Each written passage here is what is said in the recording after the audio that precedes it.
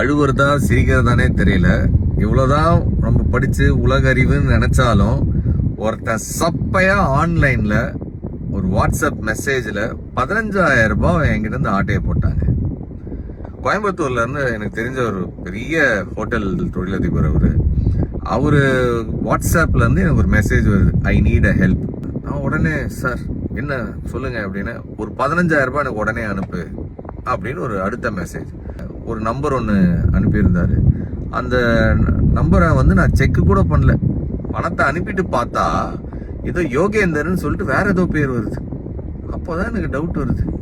அவருக்கு ஃபோன் பண்ணி கேட்டால் நான் நினைச்ச மாதிரியே, என்ன செந்தில் காலையிலே என் ஃபோனை வாட்ஸ்அப்பை ஹேக் பண்ணிட்டான், நீ ஒரு 500வது கால் எனக்கு இந்த மாதிரி பண்ணுறது, இத்தனை பேர் பல பேருக்கு மெசேஜ் போயிருக்கு, சில பேர் பணத்தையும் அனுப்பியிருக்காங்க, நான் ஏற்கனவே சைபர் கிரைமில் கம்ப்ளைண்ட் பண்ணியிருக்கிறேன்.